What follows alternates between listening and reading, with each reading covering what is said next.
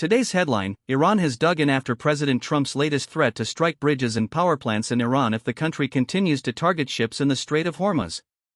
The president's warning came on a day when the U.S. military announced that it had struck Iranian utilizers for a 12th consecutive day of retaliation. Meanwhile, Iranian officials have mirrored back with a clear statement of intent.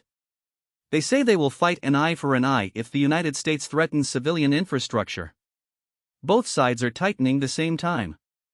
The U.S. forces hit Iranian targets for a 12-day streak, while the Iranian armed forces said they launched strikes on American targets in Kuwait.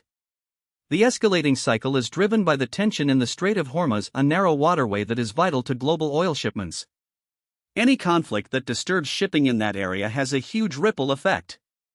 President Trump, in a statement that made headlines, warned that if Iranian pilots or drones were to attack or threaten U.S. or allied shipping, the United States would respond by targeting key infrastructure in revistas, meaning critical bridges and power plants. The Secretary of State did not comment. Instead, the Iranian foreign minister gave a direct rebuke by saying the country would retaliate. Prime Minister Ahmadinejad and other leaders in Tehran would not back down. They said Iranian authorities will respond in kind if U.S. attacks on Iranian ships continue, and they reaffirmed the principle of reciprocity.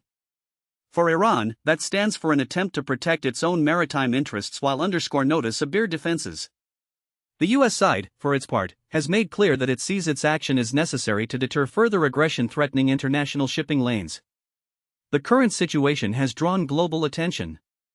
The Strait of Hormuz is a choke point that channels a substantial portion of the world's oil and gas supplies. Any military action near that waterway threatens not for the United States but also for economies across the planet. We're halfway through the 12-day strike campaign by the United States, and the Iranian counterstrike announced in Kuwait marks a clear escalation.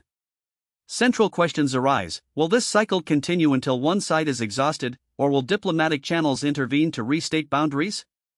The world watches, of each move with wary hearts. As the print streaks of both sides onward, civil infrastructure sound the persistent echo of nuclear dissuasion.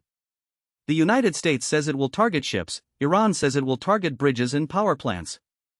This highchrome both maintain an environment of cautious yet tangible alarm in the region. And that, in an around 450 to 750 word nutshell, is today's news.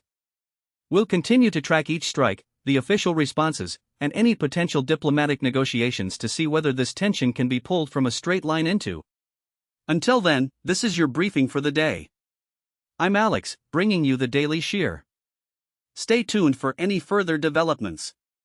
Thank you for listening.